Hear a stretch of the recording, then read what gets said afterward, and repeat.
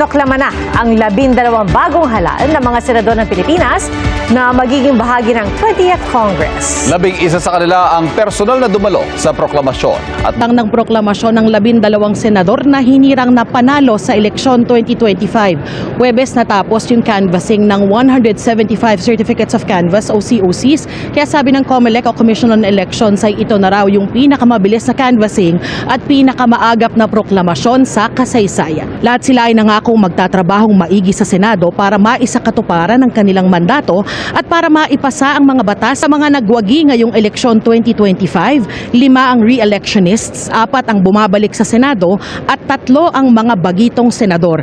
Isa-isa silang tinawag sa entablado base sa kabuuang bilang ng nakuha nilang boto. Ang order mula sa number 12 hanggang number 1 o yung nakakuha ng pinakamaraming boto. 11 out of 12 na senators-elect ang dumalo sa proklamasyon. Sininoklama ang 12 senators-elect ng Commission on Elections na umuupo bilang National Board of Canvassers. Maria Imelda Romualdez Marcos.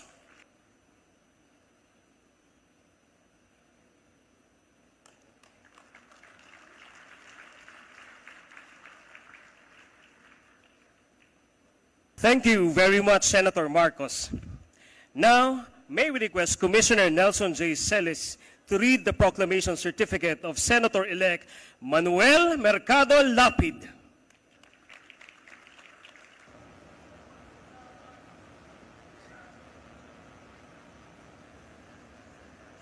Thank you very much.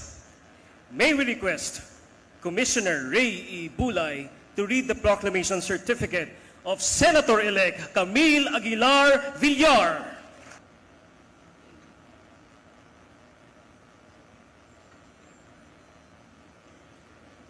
Thank you very much, Senator Villar. May we request Commissioner Maria Norina Estang Rocasingal to read the proclamation certificate of Senator-elect Pilar Juliana Shram Cayetano.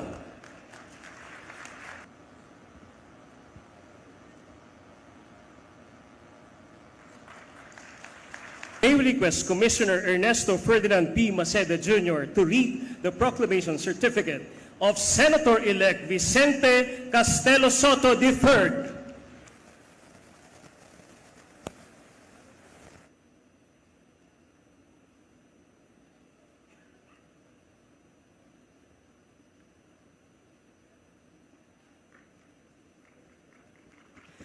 May we request the family and friends of Senator Soto. Thank you very much, Senator Soto. May we request Chairman George Erwin M. Garcia to read the proclamation certificate